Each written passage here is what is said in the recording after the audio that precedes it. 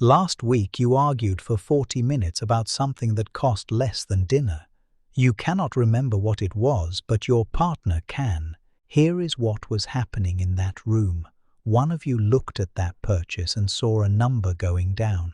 The other looked at the same purchase and saw a life being lived. Same receipt, two different events. Money is the #1 cause of divorce in this country, not affairs, not distance, money. But almost nobody splits over the money itself. They split over that gap. You did not marry someone with bad financial habits. You married someone with a different financial identity. Nobody warns you that those are not the same thing. There are 3 of these gaps. This is the first.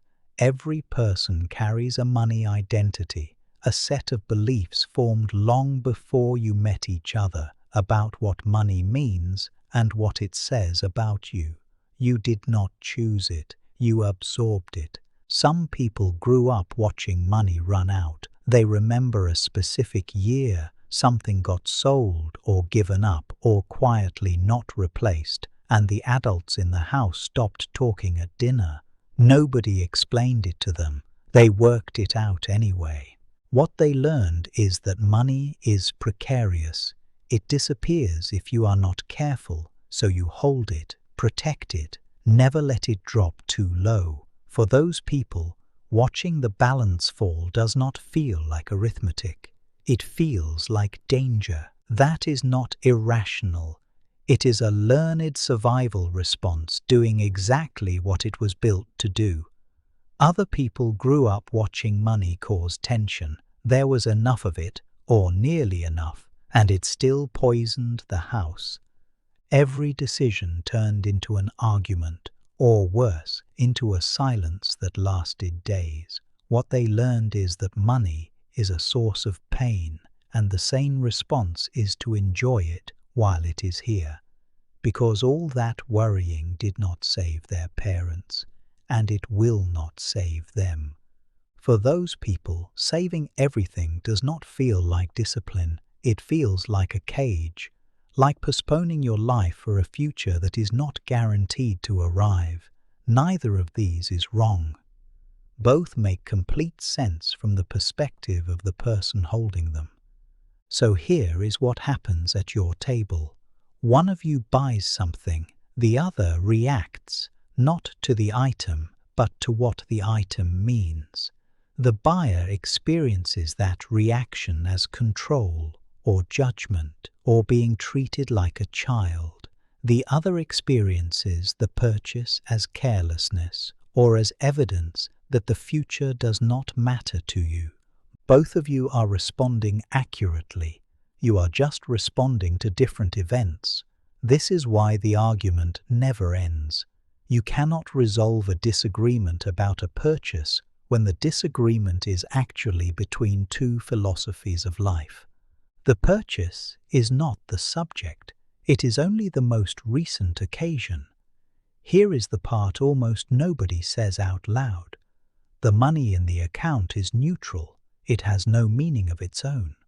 All the meaning is assigned safety, freedom, worth, control by 2 people who learned different assignments in different houses. The argument is always about the meaning. It is never about the money, which means the thing you need is not a better budget. It is a better interpretation, separating what happened from what you decided it meant. Separately, on paper, each of you answers 3 questions. Not together, separately. What does money feel like to me when I have a lot of it and when I have very little? What is my earliest money memory? The first time I understood that money mattered and what that taught me. What is my worst financial fear? Not a practical concern, a fear, the thing that feels like it could go catastrophically wrong. Then you trade answers, not to fix anything, not to negotiate, only to see what the other person is actually responding to when the argument starts.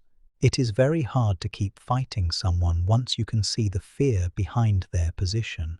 Suppose you do all of that. You understand each other's histories. You still hit a wall nobody warns you about. You skip the trip. They bought the thing you thought was unnecessary. You covered more of it last month. They got the renovation they wanted. Nobody says any of this out loud. Both of you are keeping the count.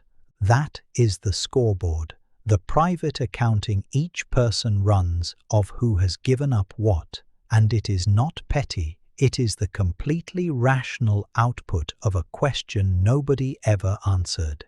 Ask 10 couples what equal means, and you get 3 different answers. Equal dollars, you each put in the same amount. Equal percentages, you each put in the same share of what you earn.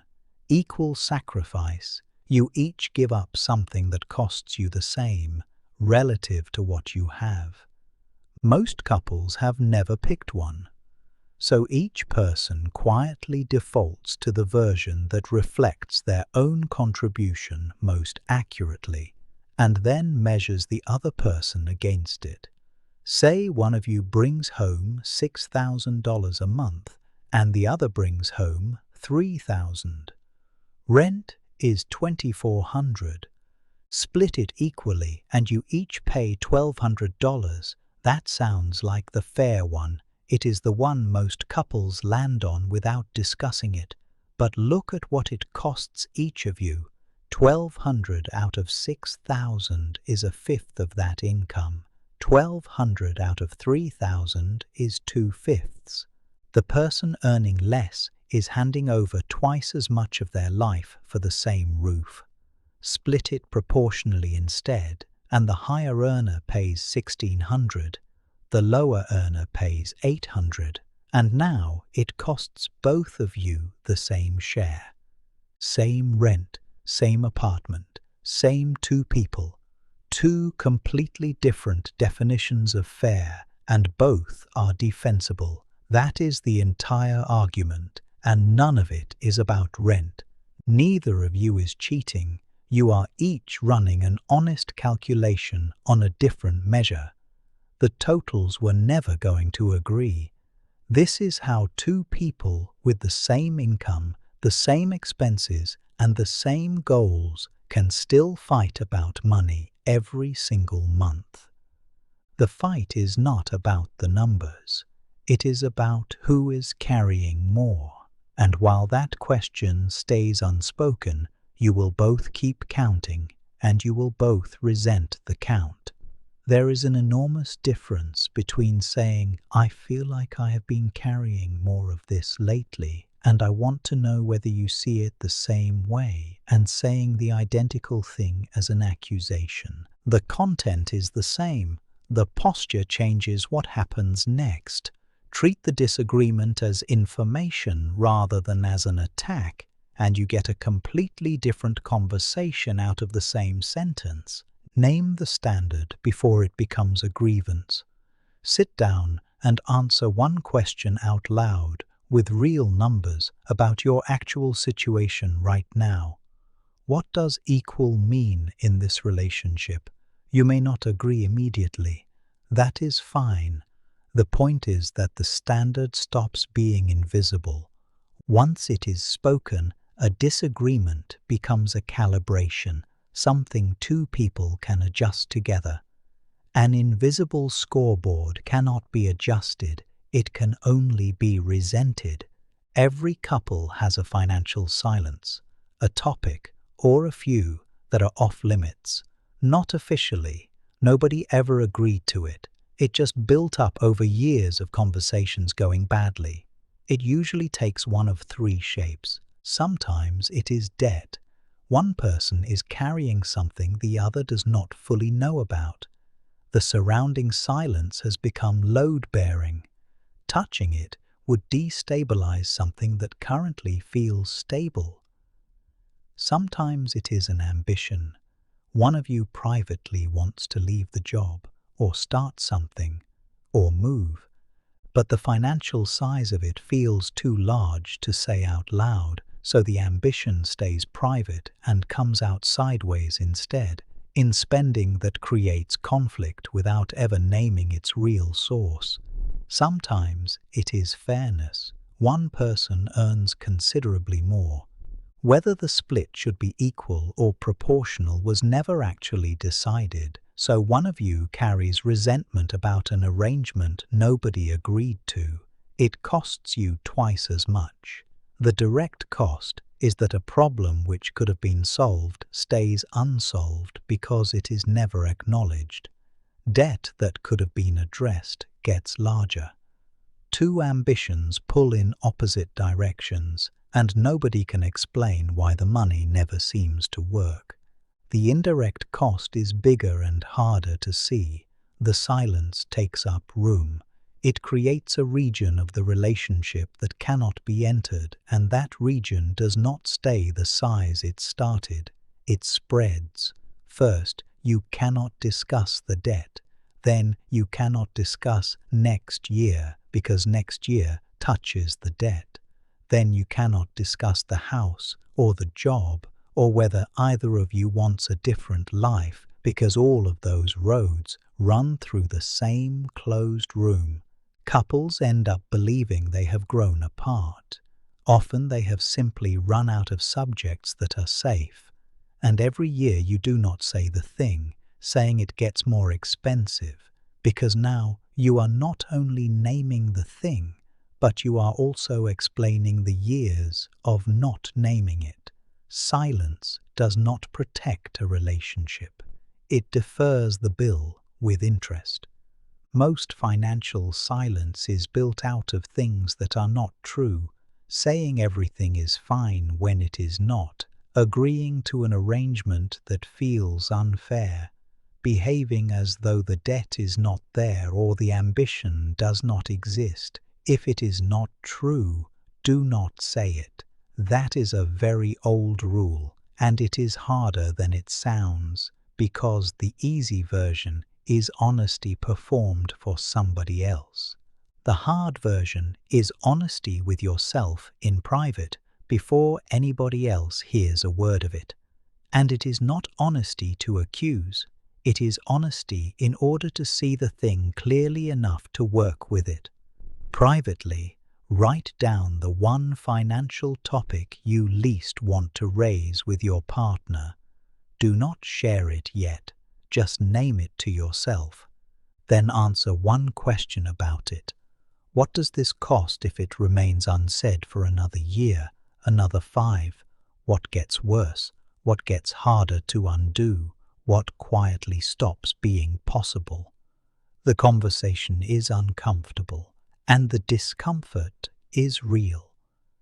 It is still almost always cheaper than the silence, because the silence compounds and conversation does not. The question was never whether to have it, only whether to have it now or later when it costs more. 3 reasons couples fight about money and never finish the fight. 2 money identities that were formed before you ever met. An invisible scoreboard measuring against a standard nobody agreed on, and a silence that is charging interest. None of these is fixed by a budget. Nothing is fixed by a planner. None is fixed by one of you finally winning an argument. They are fixed by 3 conversations. First, where did each of you learn what money means? Trade the earliest memory and the worst fear. You cannot understand someone's behavior until you know the history it came from. Second, what does equal mean here, in this house, with these numbers? Say it out loud. The scoreboard only exists because the answer never was. Third, what is the topic neither of you has fully named? Name it. It is hard. The silence is harder, and it is getting more expensive while you decide. Notice what none of these conversations are about. Not one of them is about a purchase. Marcus Aurelius spent most of his reign at war away from his family for years at a time. What he wrote about privately was returning to the people he loved with his honesty intact, not performing a stability he did not feel, not pretending the campaigns had cost nothing. Partnerships asks for the same thing, not manufactured harmony. No agreement was reached because disagreement is exhausting, just an accurate account of what is there. The couples who stop fighting about money are not the ones who finally agreed on a budget. They are the ones who worked out what the argument was about. It was never about the money. If this gave you a way to think about money conversations you did not have before, subscribe to Disciplined Wealth. We cover the psychology underneath financial behavior, which is the part almost nobody examines. The next video is about the money you have never told your partner about. Not affairs, small things, a card they do not know about, a debt from before, an amount you have quietly kept aside. Tell me in the comments, are you the one who sees the purchase or the one who sees the danger? And has it ever started a real fight? Thanks for watching.